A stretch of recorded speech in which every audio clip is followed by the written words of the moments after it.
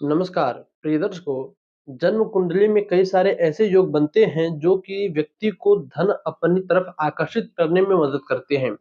दर्शकों, आज हम बात करेंगे कुछ ऐसे योगों के विषय में जो कि कुंडली में बने तो ऐसा व्यक्ति जिस भी फील्ड में जाए, जिस भी कार्य क्षेत्र में काम करता है, उसकी तरफ धन कह लो आप या उसके कस्टमर कह लो या उसके किसी भी प्रकार से उसके पास धन जो है अपने आप खींचा चला आता है। उसके काम में वृद्धि दिन प्रतिदिन होने लगती है। कौन कौन से योग हैं और कौन से सूत्र बनते हैं, आइए हम जन्म पत्रिका में समझते हैं। दर्शकों, आप अपने बच्चे की या अपनी जन्म कुंडली खोल कर अपने सामने रख लीजिए और मैं जिन योगों को बतलाता हूँ आप उसे जन्म कुंडली में, जन्म पत्रिका में मिलाइए। क्या वे योग बनते हैं? पहला योग है लक्ष्मी योग। दर्शकों, देखिए, धन के विषय में सबसे अत्यधिक जिन भावों को हम देखते हैं वो होता है पहला भाव कुंडली का, कुंडली का दूसरा भाव, क्योंकि पहला भाव लग्न हो गया तो दूसरा भाव धन कहा जाता है। पंचम भाव ज्ञान, नवम भाव भाग्य और एकादश भाव आपकी मासिक आय जो मंथली इनकम है उसके लिए देखा जाता है।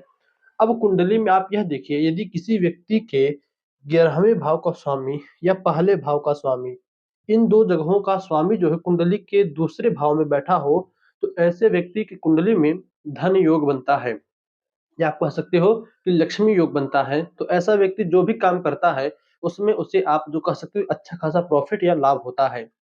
पहला बात। अब मान लीजिए किसी की कुंडली भाग्यवान हो, कुंडली में भाग्य योग बने या ऐसे व्यक्ति को उसका भाग्य पूरा सपोर्ट करे, तभी जन्म कुंडली के अनुसार उस व्यक्ति के पास बहुत धन आता है। तो कैसे बनेगा? मैंने कहा कुंडली का नववां भाव भाग्य देखा जाता है भाग्य के लिए। अब नवें भाव का स्वामी कुंडली के दूसरे भाव में आकर बैठ जाए, तब ऐसा व्यक्ति अथवा नवें भाव का स्वामी पहले भाव के स्वामी के साथ युति करके एक साथ होकर कुंडली के दूसरे भाव, पंचम भाव, दसम भाव या एकादश भाव में नवम भाव का स्वामी भाग्येश जो है लग्नेश के साथ युति करके दूसरे भाव में, पांचवें भाव में, दसवें में या 11वें में बैठ जाए तो ऐसा व्यक्ति भाग्यवान समझा जाता है और जो भी काम करता है उसका भाग्य उसे सपोर्ट करता है आजीवन, और ऐसा व्यक्ति अपने भाग्य के भरोसे बहुत सारा पैसा कमाता है। दूसरा योग हो या अब कुंडली में आप देखिए यदि गज केसरी योग बना हो और वह पूर्णतया जो है प्रबल मात्रा में हो यानी बलवान हो, तब भी ऐसा व्यक्ति बहुत धन कमाता है अपने जीवन काल में। गज केसरी योग कैसे बनता है मैंने पूर्ण वीडियो पर बनाया है, आपको नीचे डिस्क्रिप्शन में उस वीडियो का लिंक मिल जाएगा, आप देख लीजिएगा। दर्शकों, आगे हम बात तो किसी व्यक्ति की जन्म कुंडली के दूसरे भाव में चंद्रमा मंगल की युति अथवा चंद्रमा और शुक्र ग्रह की युति कुंडली के दूसरे भाव में बनी हो। ये दूसरा भाव, यहाँ पर चंद्रमा प्लस मंगल या शुक्र ग्रह कुंडली के दूसरे भाव में हो तो ऐसे व्यक्ति के कुंडली में भी आप कह सकते हो कि यह कुंडली जो है, देखिए चंद्रमा मंगल की युति हुई है तो ऐसा व्यक्ति रियल एस्टेट, बिल्डर का काम, ब्रोकिंग का काम, शेयर का काम, जो भी सिक्योरिटी गार्ड का काम, पुलिस का काम, एजेंसी का, गुप्त एजेंसी जो होती है उन सभी का काम करके अपना जीवन चला सकता है, अच्छा धन मिलता है। और शुक्र की युति हुई हो तो लग्जरी व्यवस्थाओं का काम, फाइनेंस का काम, शेयर मार्केट का काम और कॉस्मेटिक चीजों का काम, फाइनेंस से संबंधित, कंप्यूटर से संबंधित, इन सभी चीजों से संबंधित काम करके अच्छा धन अर्जित कर सकता है। तो उम्मीद करता हूँ आप समझे होंगे। कुंडली में लग्न का पंचम भाव के स्वामी, अच्छा मान लीजिए पंचम भाव का स्वामी और लग्नेश युति करके कुंडली के दूसरे भाव में बैठा हो तो ऐसा व्यक्ति जिस क्षेत्र की पढ़ाई करता है, जिस चीज का विद्या अध्ययन करता है, विद्या ग्रहण करता है, उसी क्षेत्र में महारत हासिल करके वहां से धन कमाता है। दर्शकों, आप देखिए आपकी कुंडली के धन भाव में किस जगह के स्वामी बैठे हैं।